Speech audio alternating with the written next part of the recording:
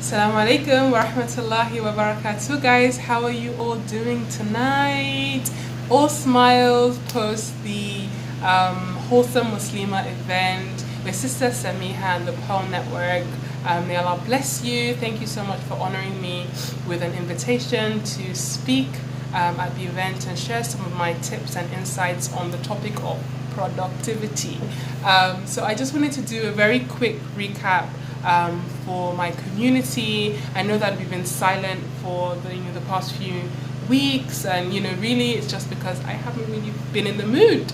I haven't really felt very productive. So when Sister Samiha said this is a topic you're going to speak about, I was like, oh my God, what am I supposed to say? Like, I feel like I've been so unproductive the past few weeks, but I took some time to do some reflections, and I hope that everybody who attended benefited.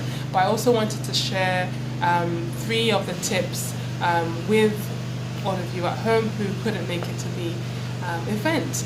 So the very first one, as I said, I didn't really feel like I've been the most productive person. So then I had to kind of do some reflection. I realized that don't feel like you need to be in a constant state of motion all the time. Yes, productivity is about output, and Sister Samiha shared a beautiful kind of wholesome addition that we can make when we're thinking about productivity. Is getting things done, but not just getting things done for the sake of it. It's getting things done with the intention of achieving success in this world and in the hereafter. And I think that when we kind of crown our intentions and our activities with that intention of wanting to achieve the hereafter, it kind of helps to take some of the pressure off that we put on ourselves. So as I was saying, realizing for me that productivity doesn't always look like motion. Don't feel like you always need to be moving, you always need to be busy before you are productive. And I look at this in terms of the seasons, which I love to talk about, and the concept of the seasons, and really understanding that in life we go through different cycles and different seasons. Understanding that there's your summer, spring season where productivity to you looks like your goal setting, you have your milestones, you're planning, you have a PA, an assistant, you're delegating, you're busy, things are happening, things are moving, you need lists, and you're constantly on the go.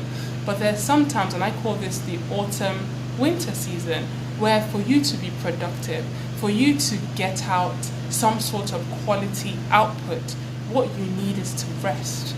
What you need is to slow down. You need to fill yourself up. You need to know when to say no. You need to know when to rest, rely on others. I wrote here, focus on your wins. Just be like, do you know what? I've done this, and it's okay. It's okay, I'm fine. Know when to stop and surrender so you don't end up burning out. Because trying to recover from burnout, trust me, it is no joke and it's not fun. So don't let yourself get to that point where you are burnt out, because your productivity will be affected. It's better for you to intentionally take out time to rest than for you to burn out and then it's out of your control and your body is just like revolting. So sometimes we have to think and focus on and ask ourselves, what is the bare minimum that I need to get by for this month, or whatever period you feel you need to kind of step back and get yourself back together and focus on doing that. So the very first thing is, guys, let's start to be intentional about how we treat ourselves. Let's do a self-analysis and ask ourselves, what does productivity look like to me in this moment? Sometimes it's about doing, and sometimes it's about slowing down. That's number one. The second tip that I shared was, you have to have a plan and you have to have a routine, because we don't always feel like doing things all the time. Sometimes you're just not in the mood. But when you have a plan and you have a routine, it helps you to stay on track and it helps you to get going, even on those days when you don't really feel like it. So I shared this book, The Miracle Morning by Hal Elrod. And this is one of the books that kind of helps me get going again. So when I've gone through my period, I call them when I've gone through a rot. When I'm in a rot, I'm trying to get out of a rot. I reread this book and I kind of try to incorporate the lifesavers back into my day. And for me, that looks like Fajr. That looks like, okay, starting my day on time, starting my day with Fajr, carving out time to write, carving out time to do some reading, doing some exercise. And by the time you've gone through all of those, you do your affirmations, you do your visualizations.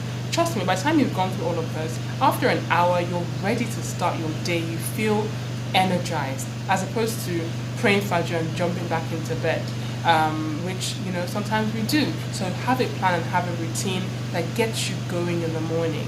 And the other book that I shared with the sisters who attended the event was Alex L's Today I Affirm journal. So these two books, guys. Yeah. Alex L's Today I Affirm journal, which I love, love, love, love, love. It has some beautiful prompts that just gets us thinking about our thoughts and gets us purging and downloading and, getting things out. Let's stop keeping everything in. Let's try and get things out so we can move forward. Inshallah. So those are the two books that I shared with the community. So as I said, the first tip, do a self-analysis and understand what productivity looks like to you in this moment. Number two, make sure that once you know that, have a plan. Whether it's a bare minimum plan or it's just throwing everything in plus the kitchen sink and you're superwoman, you're going to get everything done. Have a plan, but have a routine, because that routine is what's going to help you stay consistent and what's going to keep you going even on the days when you're not really in the mood. And the final kind of tip that I shared, even though I shared lots of different things, but the final one of importance with regards to productivity is setting boundaries, particularly when it comes to those things that distract you.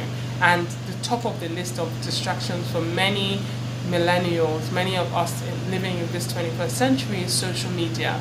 It can be so distracting to us with regards to our productivity, but even with regards to our wellness and our mental health. How is social media affecting your psyche? Don't allow it to be the very first thing you do when you wake up, or the last thing you do at night is you're checking your phone, and then you don't know how it affects us. We see some people's posts, we're like, this is the idea that I had, is it going to be da da da da, or whatever it is, whether you're comparing yourself to others or you're competing with somebody, or whatever it is that social media does to you, you need to be able to check yourself to see how are these things affecting me, and be able to identify and say, okay, this thing is not affecting me in a positive way. I need to let it go. I need to, take a little break. I need to take some time out. Oh, thank God, the gen is off. It was so noisy. I need to take some time away from this thing. I need to step back. And if you're somebody who you're on social media because of work, then try and have a plan and try and delegate, so that you physically don't need to be the one taking up, because we say, I'll be on social media, I just want to post something quickly. You'll be there for half an hour. So set your time limits.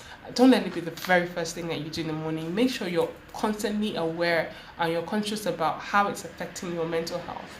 And try to plan and delegate where you don't have to be the one physically doing it, inshallah. So I just wanted to share that with you all. Inshallah, we'll also try our best to continue our teen online mentorship sessions every month. So if you're not following our Essence Lifestyle page, please do, and stay connected with us. Hope you've benefited from those. Inshallah, make dua for us, and I also make dua that Allah eases all of our affairs and grants us success in this world and hereafter. Big thank you to Sister Samiha, again, of the Gift Source and the Wholesome Muslimah Network. Thanks, guys. Assalamu alaikum.